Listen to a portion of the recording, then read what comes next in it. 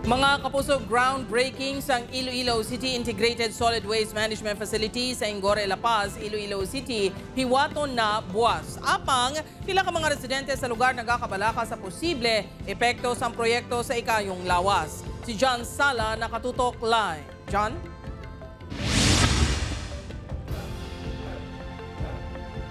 Jert, was na ang groundbreaking para sa Integrated Solid Waste Management Facility ngay patukuron diri sa Barangay Ingore, La Paz apang madamo sa gihapon ang may mga palamangkutanon sa posible negatibo sini nga epekto sa ikayong lawas ang mga residente.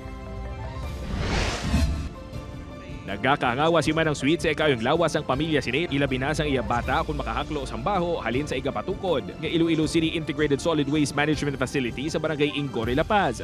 Tani nga ang baho lang bala sir nga hindi lang lapta sa magagi sa karsada, hindi lang tani siyempre hindi tani may mabaho ginaya.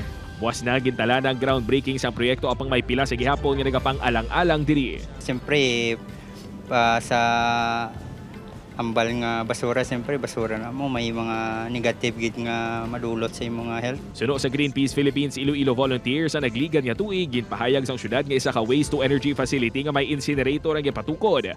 Apang subong nga tuig ginbawi ini sang syudad kag ginpahayag nga isa na lang kuno ka anaerobic decomposition facility ang ipatukod.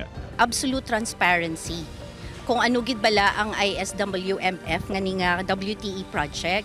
Dugang panigianan, peligroso sa ikayong lawas kag dunang manggad ang pasilidad, ilabi na kung dayunon ang incinerator. Sa waste to energy nga incinerator, ang makita gid nga nga health hazard kag ang pollution gid siya sa air nga makadulot ni siya sang hazard especially sa mga pregnant women.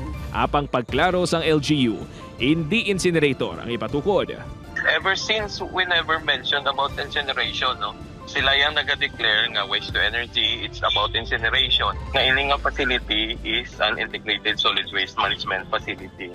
Suno kay Ravena, ang nasambit nga proyekto ang ginapaabot nga makaproseso sang 475 metric tons ang basura kada adlaw. Ini ang sarang makaproduser sang 3.44 megawatts ang kuryente, kag ini ang posible gamiton sa desalination plant kay ga-develop sang MPIW agud makaproduser sang 65 million liters per day nga tubig para sa syudad sang Iloilo kag kaingod nga makabanuhanan o kung ibaligya bilang renewable energy. Jert, suno sa Iloilo City Government, wala sila nagkulang nga ipaathag sa mga residente sa Barangay Ingore, La Paz ang ini nga proyekto bangod madamo na sila sa mga pagsinapol nga ginpatigayon kaupod ang nagkalain-lain nga sektor kag mga residente mismo sa barangay.